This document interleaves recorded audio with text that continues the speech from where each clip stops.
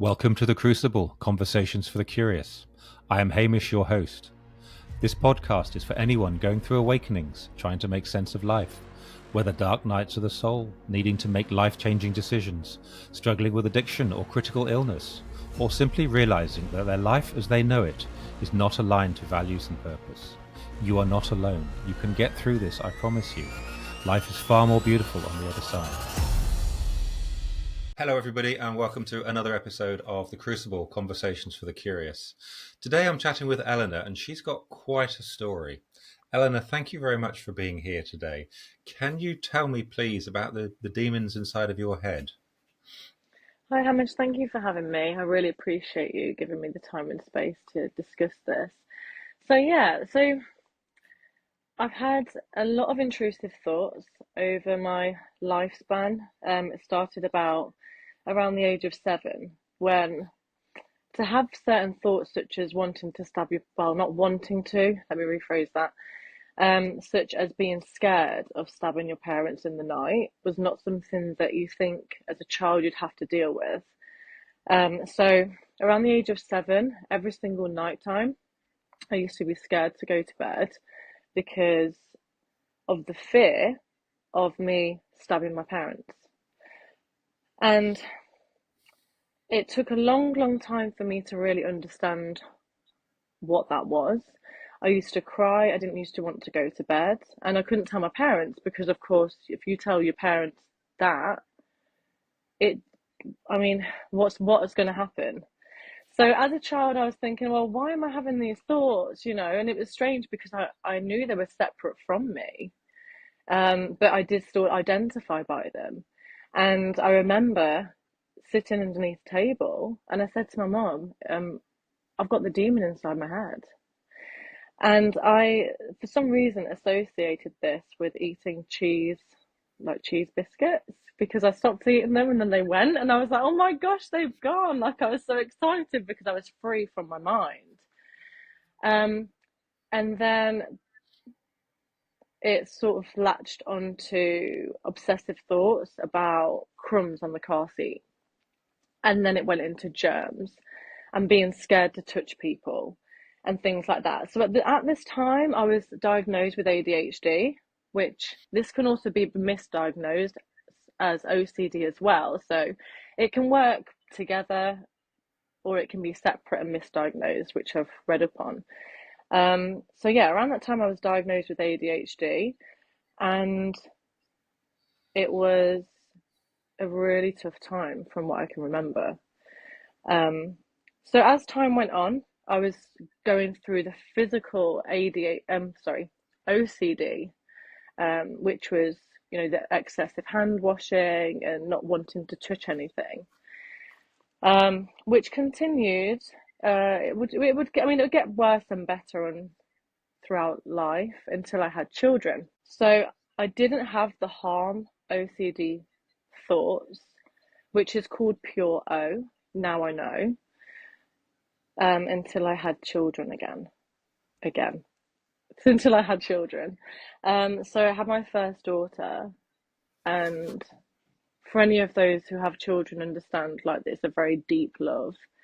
It's something that you really can't explain. And I was so protective and obsessed about keeping her protected that when the thoughts came back of I could just stab her, or oh my gosh, like I'm going to drop her over the side, like we'd be in a shopping mall and I'd have this like really strong intrusive thought of just dropping her over the side, and almost it came with that much anxiety and adrenaline that it was like it almost felt as though you could, even though you're so scared of it. So didn't want to leave the house. I was just absolutely petrified of myself. This continued, and I had another child when there's about a year and 3 months between them, so fairly close together. And I went on medication to try and help with these intrusive thoughts because at this point I felt suicidal. I did not want to be around. It was to the point where I'd go to work and then I would try and avoid coming home because I'd be scared that I would feel so fearful of harming my own children.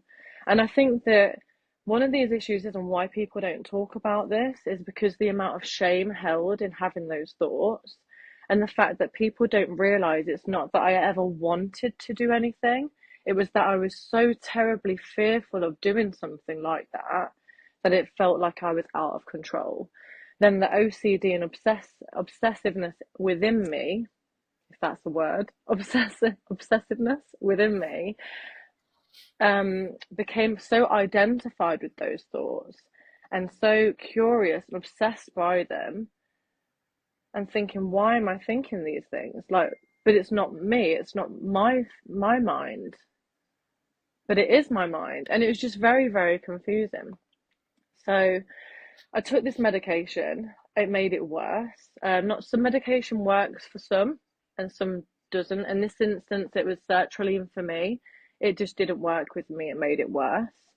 So I came off that and just tried to battle it myself. I brought myself a book on understanding cognitive behavioural therapy and obsession with thoughts, which, with the ADHD element of it, I just feel like I couldn't even tackle that book. You know, it just wasn't something that I could even touch or look at. It just became overwhelming. So as time went on, I ended up having another child. These thoughts, they came and they would come and go. I would sing nursery rhymes in my head to try and escape from them, which is why it's classed as pure O, because there's not a physical compulsion to escape from the thoughts. It's all mental. So it will be things like playing a song in your head, or trying to seek reassurance from someone else, or obsessing by researching. So I used to research a lot on psychosis and psychopaths and murder stories. I was obsessed with crime because I was trying to reassure myself that I wasn't this bad person, but there was nothing in my life that was that was showing me that I actually was. You know, there was no proof and evidence that I was this person that I thought I was. It was just all in my head. Yeah, so I'm just trying to remember now where I got up to. I was like, woo, and then like now I'm like, oh, where did I get up to? Yeah, so as time went on, I then went on to have my third child. I mean, despite the thoughts, I still wanted a big family. It was that I know what I want, but my mind is like so scared of having that because of the struggle and the suffering that I was going through. So I tried another medication called venlafaxine, which did help, but when coming off it, wasn't very nice. It wasn't very helpful. It didn't have great withdrawal symptoms for me personally. So after I had my children, I've now got 5, and I don't have any of these intrusive thoughts anymore. And this is because I spent a lot of time knowing who I am. And I think that when we have these thoughts, we take, and especially if you're quite obsessive, you identify with them.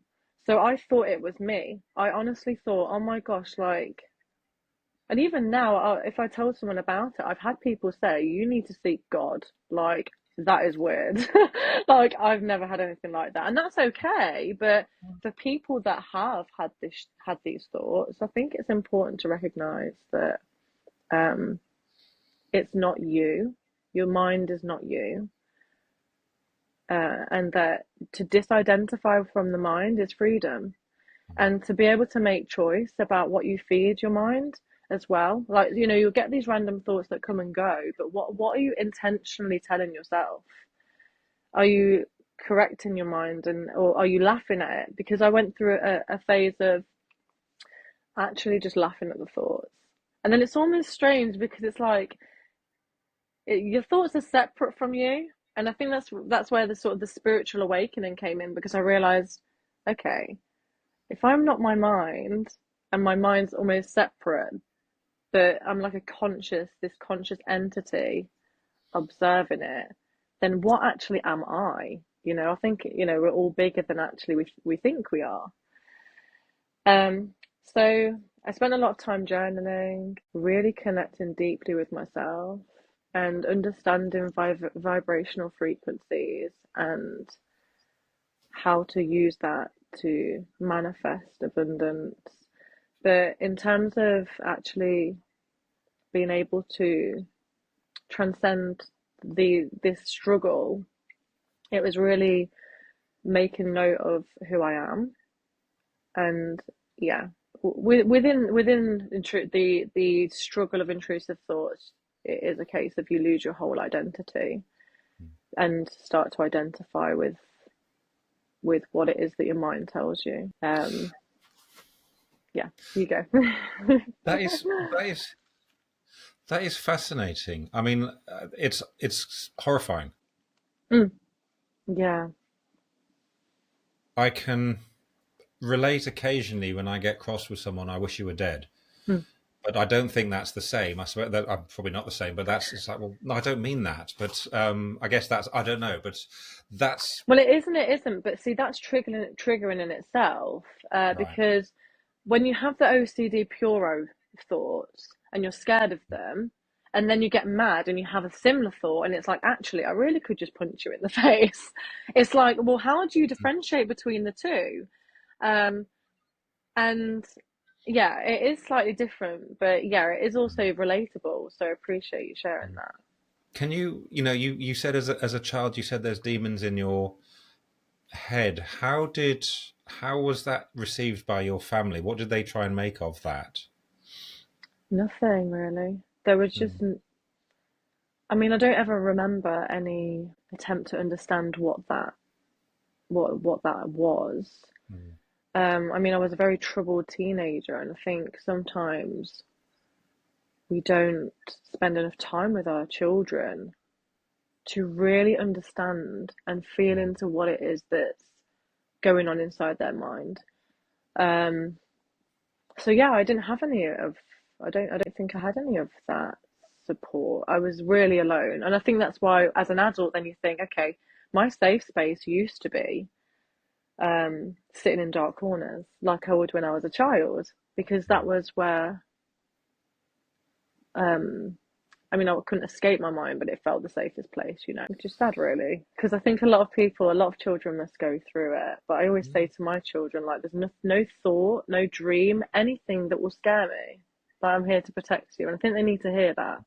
I'm really curious though. So how did you sort of work out that this well it's not chatter, is it? This noise, I could just stab my parents. How did you manage to work out that it was not you? Because that's Mm. I would have thought that would be quite tough. As a child, yeah, because you don't really understand the world in any other way of like that single perception. I suppose apart from empathy, when we can feel other people's emotions, etc. But really, it was the fact that I knew that I didn't want to. I could feel that, the fear of almost feeling like you're pressured to do something you don't want to do. Um, and that didn't sit right in me. If I know that I don't want to do something, then why is my mind telling me that I could or I should?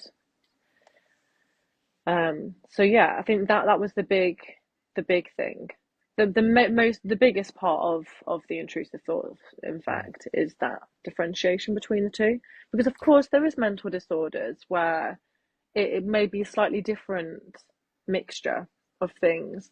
But for me personally, yeah, it was very debilitating. So you were able to trust your heart rather than your head. Mm, You trusting your feelings.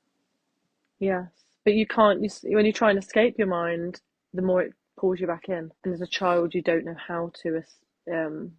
unless you're taught. It's hard to understand how to ground yourself back into your body. I think that's yeah, as I said, just horrifying. It leads on to so many things. I mean, what you said about you are not your thoughts. That ability to realize that you're not. They're just stuff going through. Your emotions are just stuff going through.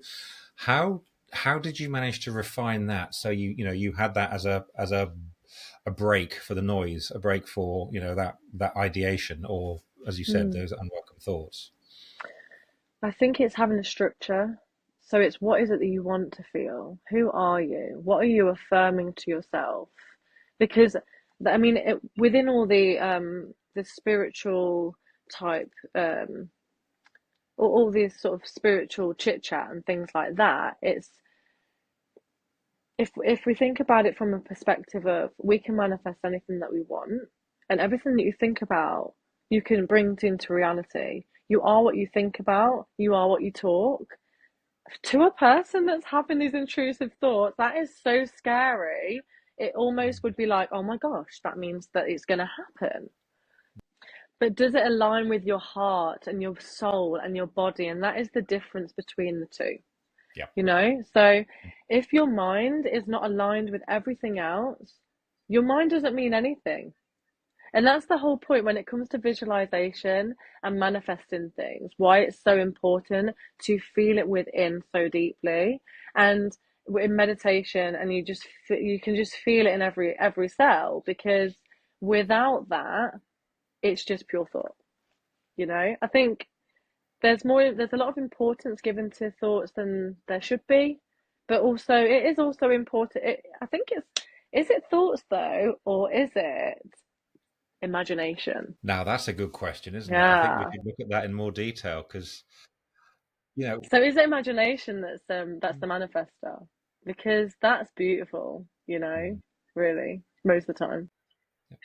I like that. I really like that. That feels lovely because that is you know, as kids we're encouraged to use our imagination. You get to adulthood, you know, like piece of paper, do this, do that. Imagination, it's not welcome. But when we use it, that's where the magic is, isn't it? Mm, Yeah. it I like is. that. Yeah. Yeah. Well, that is the essence of visualization, though, isn't it? You know, you are imagining. You're not thinking. You're imagining what you want. Imagining going up the steps, going a walk somewhere beautiful. You're imagining what you want to create. You're Hmm. creating it in your mind, in your imagination. Yeah. So I think that when you've got these thoughts and it pulls you back in, so it's like, oh, I've not had them today. And you almost go digging for them because you're addicted to the emotion that the thought gives you. So it's like, hang on, your body it just doesn't feel right without that level of anxiety. So you can't even sit in peace and bliss because you're still trying to search for the Yeah. problem. So it's really getting to that point of saying, I'm ready. You know, I'm ready to let go of everything that this made me out to be. This invisible entity within my mind is not me. And to start to peel away everything that it's made you become, and to start to really understand at your core of who you truly are. Because when you've got that solidity in your identity, it's unshakable, especially when you've been through that, because it's, yeah, debilitating. Absolutely. And I want everybody else to know that too, you know, because everybody's Mhm. precious in every single way. So, Yeah. I think what you've articulated there is spot on. You know, it's dangerous to identify as a plumber, as a mum, as a dad, as a this, as a that, especially as things change. And if you actually maybe as you got that chatter the whole time saying that, maybe it's you know it's a lesson. It is a demon saying, "Hey, time for you not to identify with my noise. You know, become that authentic person because." You know what you're saying is really profound and really important, not just for these intrusive thoughts, but for life in general. mm, And I think it's fascinating. It's a horrifying way to have to learn a lesson, but I think it's fascinating that you've managed to make sense of it and you're happy to share it because, yeah, it does seem, you know, I want to kill my mummy. I think I yeah, want to. like what on earth? You tell someone to that, they'd be like, okay, can we just get this person some help and think Yeah. that it's something to be scared from? Mm. Um, but actually, in those moments, it's really listening. I told my friend about it once. It was just a random topic because I'll speak about it like it's a standard topic because it should be. I Mm. mean, how can we support each other if we can't be honest with each other, you know? So I told her, and she was like, oh my gosh, I have been trapped in the same thoughts. I don't even want to touch knives. I can't even talk. I can't even have knives near me because it scares me so much. And I'm like, yeah, okay, you have to hide away the knives. Another thing that really helped, actually, I probably should have written a list of other things, but was the being able to be around things that make you feel uncomfortable. So if you're having a thought, an intrusive thought, and you're scared of knives, because that's ultimately what it is. I was fearful of stabbing my parents, so anything that was knife related would trigger it even worse. So I couldn't look at them. So so if you were to be in that space, you sit with a knife right in front of you, you breathe into it, and it's called exposure and response prevention, I think. Don't hold me to it, but when I did some CBT, um, so being able to be in the presence and breathe into it and release the anxiety on a repetitive basis now means I have no problems, absolutely no problems with knives. There's not one thought that even comes through my mind because it just isn't necessary anymore. And I'm not in survival anymore. But yeah, so she related, and the fact that I was able to help her just by understanding her and listening means that she's now doesn't live in that fear anymore. Just having that conversation can literally release people from that trap. And it has nothing to do with reassurance or anything that perpetuates the cycle of Puro or OCD. And it has everything to do with the fact that it's almost like someone's saying, you don't need to be fearful of your mind anymore. And it's like, I don't know. It's a chemical energy thing that happens. But yeah, it's really helped her. So I think it just shows the power in understanding each other. Absolutely, it is, isn't it? It's that power of communication, and asking for help, and that's when the magic happens. And the shame thing. I had a lot of shame when with the drinking, and when you talk about it, disappears. It is like throwing windows open. Yeah, I'm still wrapping my head around that, and you said you've had to put those structures into. It's almost like if this then that, if this then that, isn't it? You've almost got to hold some steps to sort of work through. Well, I mean, that's the basis of CBT, isn't it? It is cause and effect. Find Yeah. steps to work through things. I mean, if I go through sort of a few of the things that, in fact, I'll go through all of the things that help me. So I have already discussed about the disidentification with the mind, Yeah. and being able to know who you are is really crucial to be able to move forward in the most healthy and effective way. CBT. So even though I'd done a lot of research when I actually attended CBT, I waited 2 years. By the time I went to CBT, I sort of knew all of what she was teaching me. But it's easy to read things and not practice it. It's easy to watch things and not practice it. So it is typical, isn't it, really, that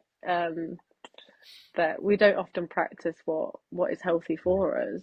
So the moment that I actually started to breathe in and just, you're not needed anymore. This thought is not needed anymore. I know who I am. You know, as it's a so really the CBT is the passing of the thought without sort of needing to latch onto that, and it's allowing it to move freely through your mind. But when these thoughts make you feel like an immediate sense of panic and survival, and letting them go is really, really hard, which is where the breathing techniques come in really helpful. And of course, the other thing I mentioned as well was about the exposure to what it is that you're most fearful of, and realizing even though there may be, it's all based on choice, these types of thoughts. But whereas for physical OCD, it's like, for me, sometimes if it's the trigger of germs, I can see the germs. Then I can't see the germs, but I can see the germs, Like I'm scared of that even though I can't see it. So yeah, I mean, it's all a process with that.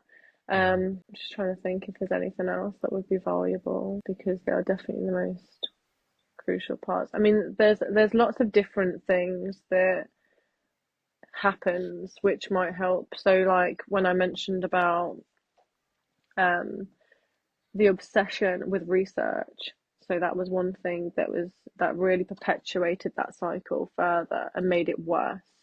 It was me reaching out to my mom or my friends and being like, do you think I've got this wrong with me? Or do you think, like, I wouldn't say it directly because I didn't feel like I could, but it's like, I think I'm a psychopath, or like just these things, Mm. and and then once I've got that reassurance, it's like, okay, fine, okay, I'm okay until the next time. So these things aren't helpful because the moment that you ground yourself in, you know who you are, you don't have to seek that anymore. So, yeah. I yeah, I think you've nailed an awful lot there. And the scary thing is that being addicted to your thoughts, being addicted to that anxiety, because you're familiar to it, aren't you? You know it. You know it's not safe, but you know how to interact within that little space. But Um, isn't it strange how anxiety, it you think it keeps you safe? So you want to stay there because in that moment you're in so much survival.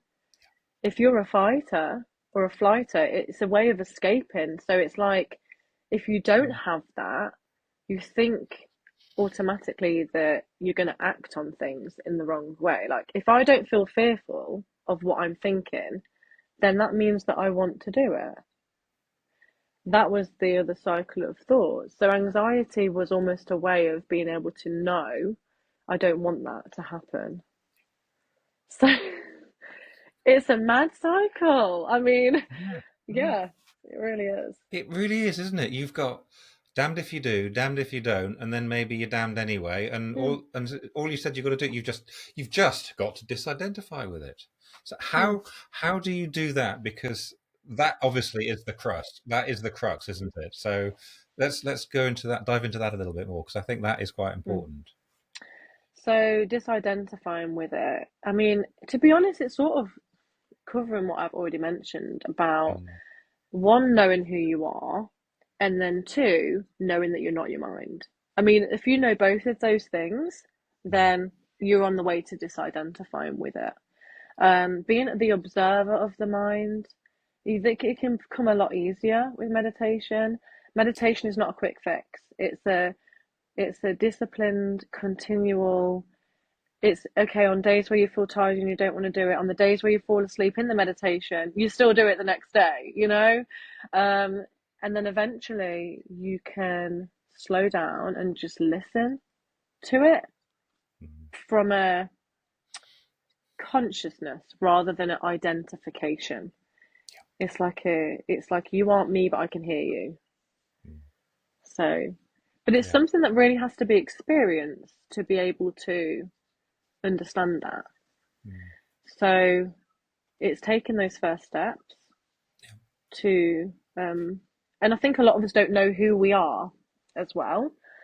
And we're just really a product of our society and environment and what people tell us and traumas. So it's deep. Mm.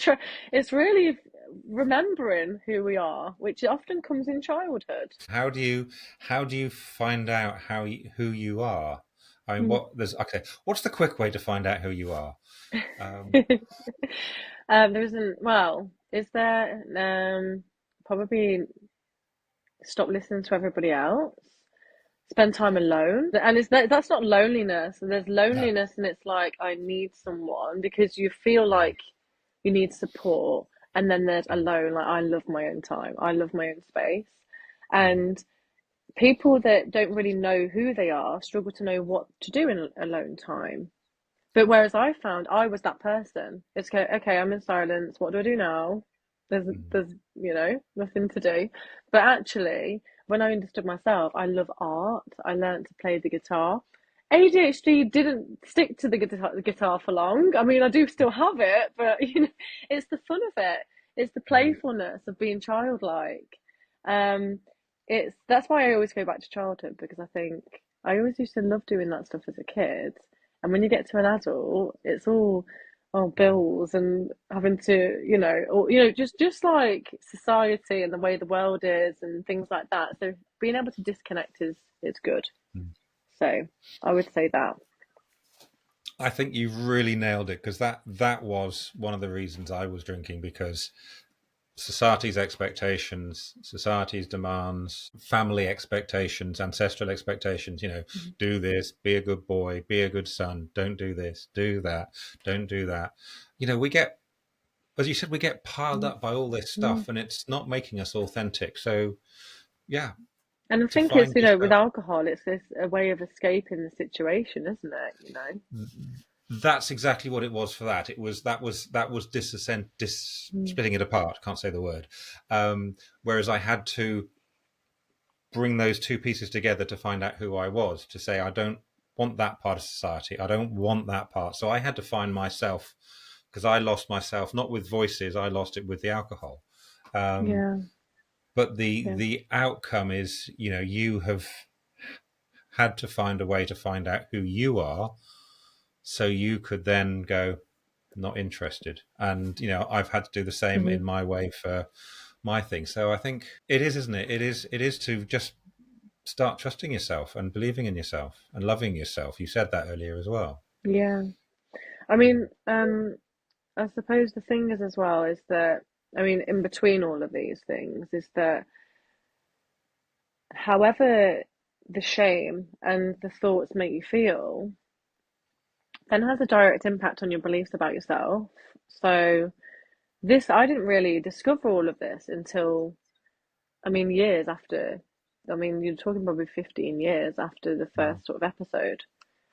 Um, and in between those times, I was caught up with people that weren't good for me. On plenty of occasions, I didn't take much seriously. I was very much, I had a lot of low self-esteem because I didn't feel like I was worthy. So, you unpeel another layer of like, okay, this shame that these thoughts have given me is like made me feel like I'm not worthy of goodness, because why should I have all of these nice things if or be having fun or have nice friends if I'm this person that I feel like it made me to be. So it's not just a simple linear um, journey. It's all of the rest outside of that as well. Mm. So, but it's nice to start somewhere. You have to start somewhere, don't you? and Mm. and yeah, I think what I'm also hearing is you have to learn to be really gentle with yourself, and Oh yeah. you and not judge yourself for those thoughts, not judge yourself for those, because you said that they're not you, but they're just sort of, well, in here somewhere or whatever. Mm. Yeah. Yeah, and I think as well it's interesting because I think a lot of it's about how you're parented because your inner parent will be the voice that you speak to yourself in Mm. oftentimes. So it's how does that sound?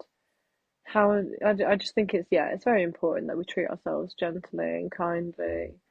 And I think there's some things where we can be our inner motivator and be like, "Come on, we can do this." But then there's Mm. sometimes it's like it's okay. Like it's okay to hug yourself. It's okay to just give yourself that time in any situation. Mm. Don't ever feel pressured by anybody outside society, especially when you're overcoming things like this, because it really does mess up your nervous system, you know, a lot. I can talk for days. I know. I'm thinking it's absolutely fascinating. There's so many parallels from other conversations I've had with other people about other things. So we've got someone listening to us, for example, and they're having this, and they've met it, and they don't know what to do, and they're listening to you, and you've said know yourself and do this and do this, and obviously it's not that quick. What sort of things can you say to people to say, right, how to start trusting yourself, how to start beginning to know yourself, how to disidentify from it? Because I think those are the key things, aren't they, where you can start going from. Hmm. So, I mean, it really does depend on the type of person. So, like, so for me, I can only really speak for myself from what I've figured out, Mm. which is that. okay, rather than choosing something that I know isn't going to benefit me, such as going out for a drink with my friends, which I do a lot. I don't, but just an example. At the time, um, I'm going to choose. I'm going to choose to stay at home today, and I'm going to choose to write down the thoughts that I've had that have bothered me today, and then I'm going to decide that I'm going to write down who I am. Is there any evidence of anything that would suggest that that's who I am?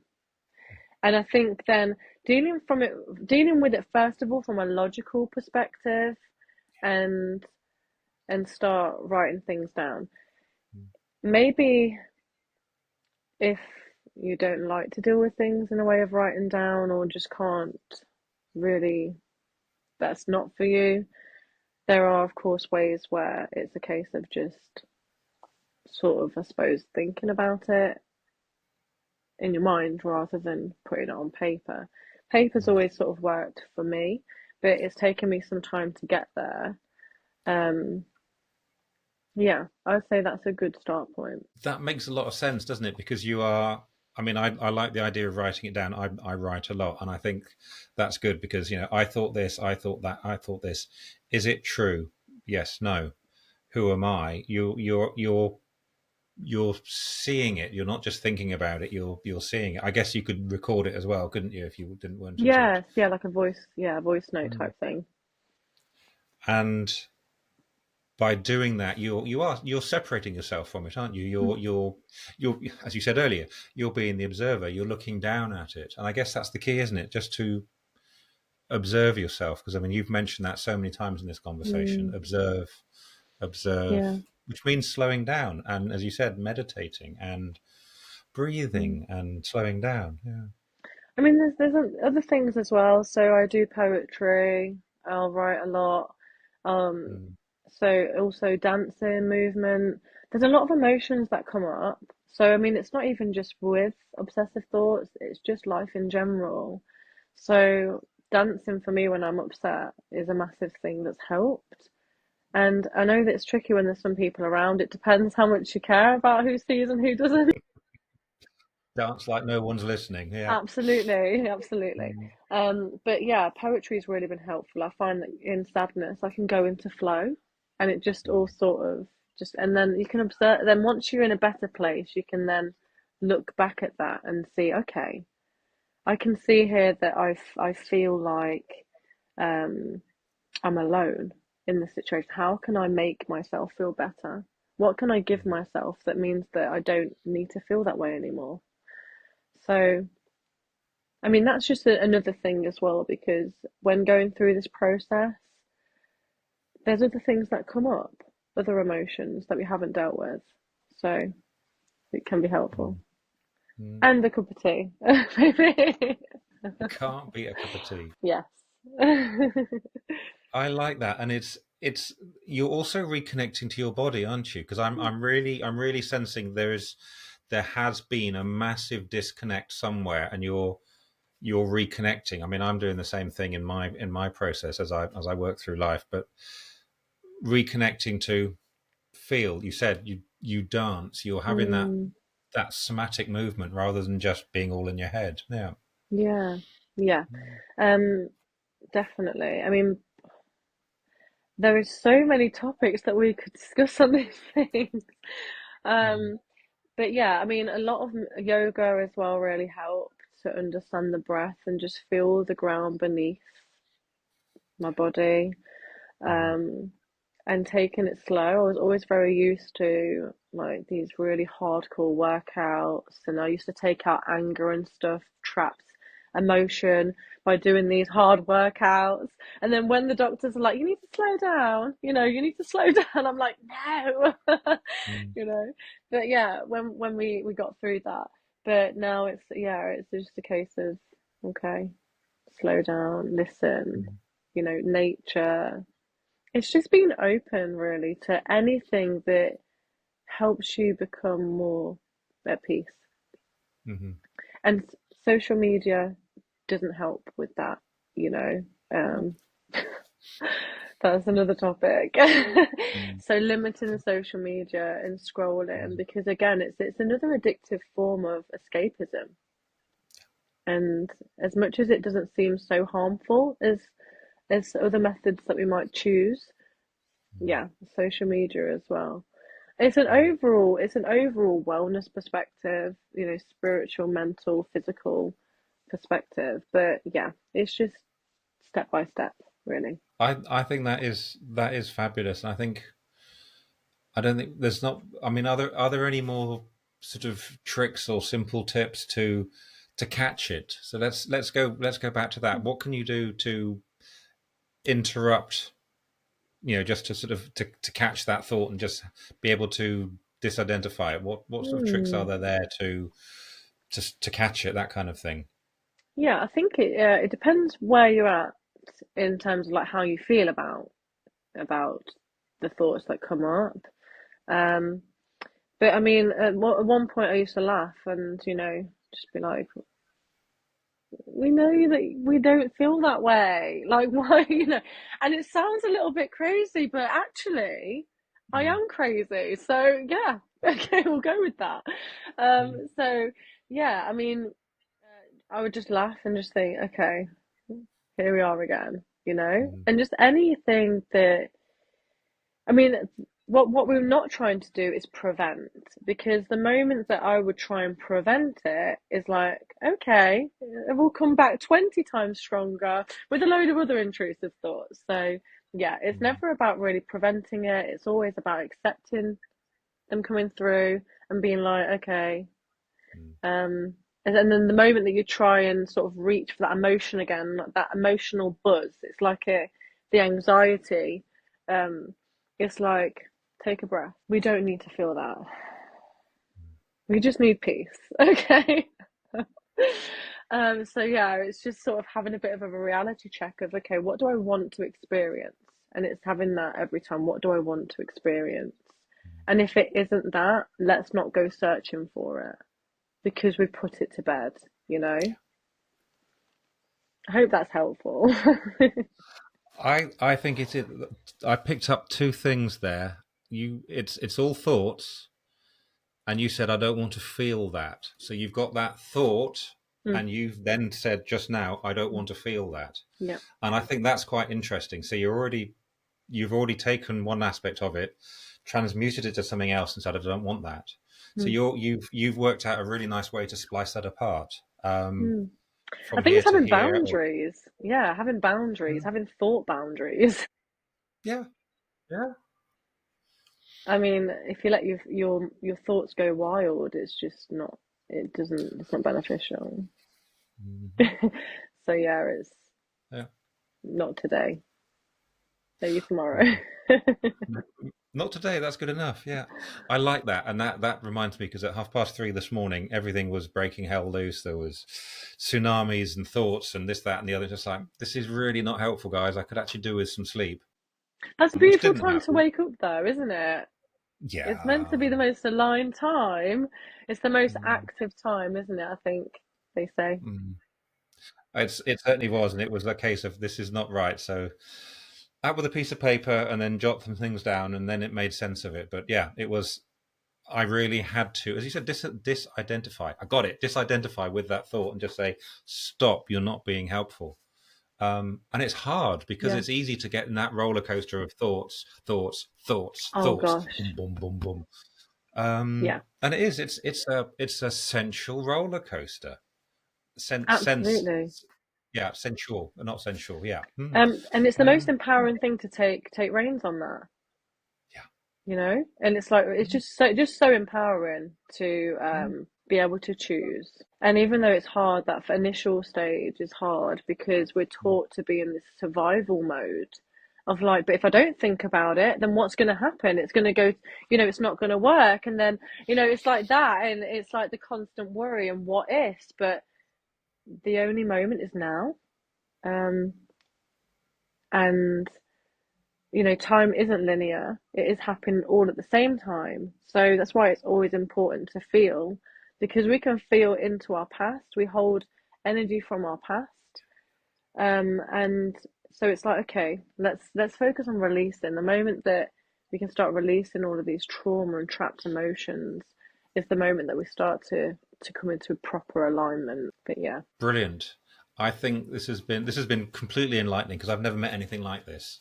I really haven't. So thank you for that. Thank you for sharing it, because yeah, it's quite uncomfortable, as you said. It's shameful, and obviously it's been I don't like the word battle. It's been a process to get that clarity and sanity and not be locked up in a small room with padded walls. So yeah, I think that's Yeah. spectacular. Mm. Yeah, I mean, I hope it helps other people because we all deserve happiness, you know. It doesn't matter what thoughts you have, you know. It's the choices you make, it's the person you are, it's what you are at heart. That's what matters. Perfect. That last sentence has summed it up beautifully, Eleanor. Thank you.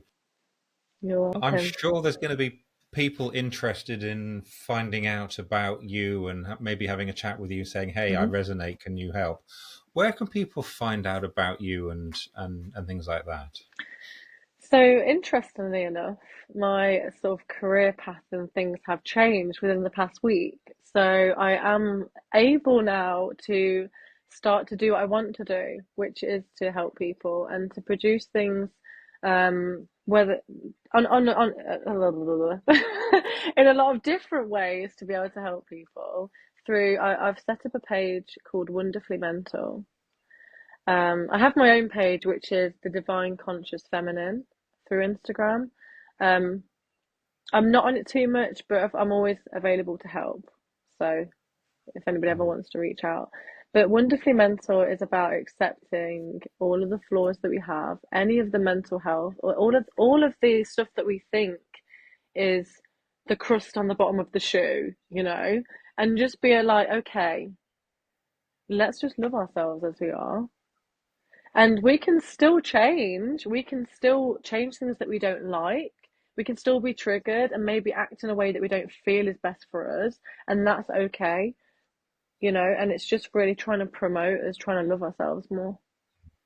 So yeah, Wonderfully Mental is gonna be the name. I absolutely love it. I'm going to find that.